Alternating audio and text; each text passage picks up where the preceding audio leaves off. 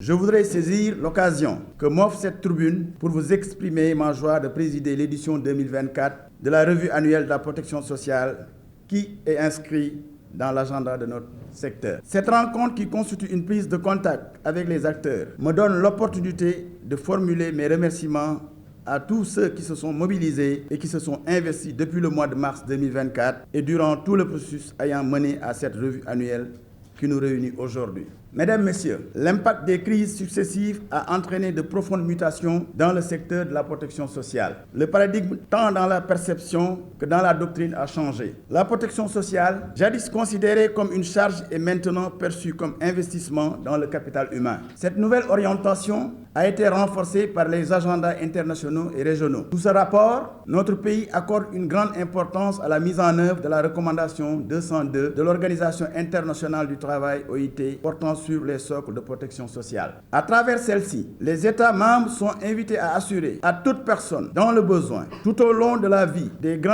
garanties élémentaires comprenant un accès aux soins de santé essentiels, y compris les soins de maternité, une sécurité élémentaire de revenus pour les enfants, assurant l'accès à l'alimentation, à l'éducation, aux soins, à tout autre bien et service nécessaire. Une sécurité élémentaire de revenus pour les personnes d'âge actif qui sont dans l'incapacité de gagner un revenu suffisant. Une sécurité élémentaire de revenus pour les personnes âgées. Par ailleurs, la communauté internationale s'est engagée dans les objectifs de développement durable, ODD, en consacrant la protection sociale comme une priorité. L'ODD 1.3 l'illustre à suffisance. Mettre en place des systèmes et mesures de protection sociale pour tous, adaptés au contexte national, y compris des socles de protection sociale, et faire en sorte que d'ici 2030, une part importante des pauvres et des personnes vulnérables en bénéficient. Mesdames, Messieurs, le consensus mondial en faveur de la protection sociale s'est traduit dans notre pays par un changement dans l'approche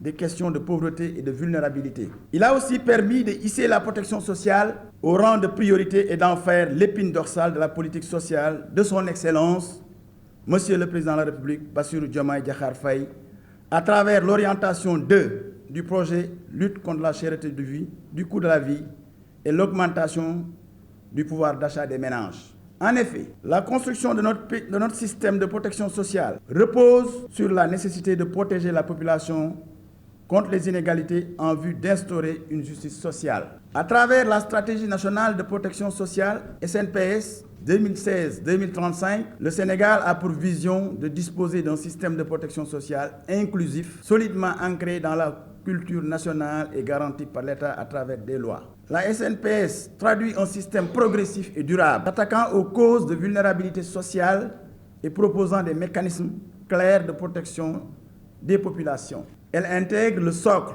de la protection sociale et se décline en 5 objectifs conformément à l'approche cycle de vie. Soutenir la protection sociale intégrée pour tous les enfants. Mettre en place des programmes et régimes pour les personnes en âge de travailler.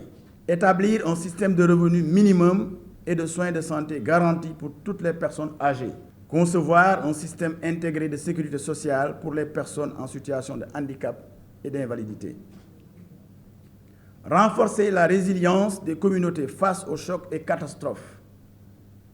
Mesdames et Messieurs, cet exercice périodique initié depuis 2015, en collaboration avec le ministère en charge de l'économie et l'ensemble des acteurs conformément au cadre harmonisé de suivi-évaluation, vise, d'une part, à s'acquitter de notre devoir de contribution à la revue annuelle conjointe de la politique économique, et d'autre part, à offrir l'occasion aux acteurs d'interroger les réalisations concernant ces objectifs. À cet égard, nous apprécions les progrès enregistrés, mais il faut reconnaître qu'il y a encore des efforts à consentir. Des résultats sont notés en termes d'extension de la couverture pour les groupes vulnérables, les familles pauvres, les femmes, les enfants, les personnes avec handicap. Ainsi, il me revient de partager certaines réalisations des programmes phares tels que la couverture sanitaire universelle.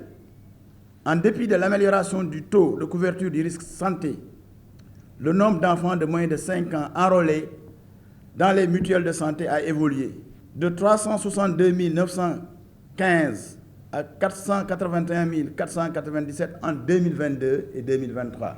Le programme national des bourses de sécurité familiale avec une assistance à 354 976 ménages bénéficiaires, l'année 2023 a été marquée par l'enrôlement d'une cohorte de 39 350 personnes détentrices de la carte d'égalité des chances. La carte d'égalité des chances, en 2023, le nombre de nouvelles cartes distribuées est de 4 579, soit un nombre total de cartes d'égalité des chances de 75 089. Bien que des avancées soient enregistrées, il n'en demeure pas moins que certains défis prégnants exigent que nous agissions avec efficacité dans une approche intégrée. Il s'agit entre autres du renforcement du pilotage et de la coordination pour juguler les effets de la fragmentation, de l'amélioration des offres de prestations sociales pour une meilleure prise en charge de la demande,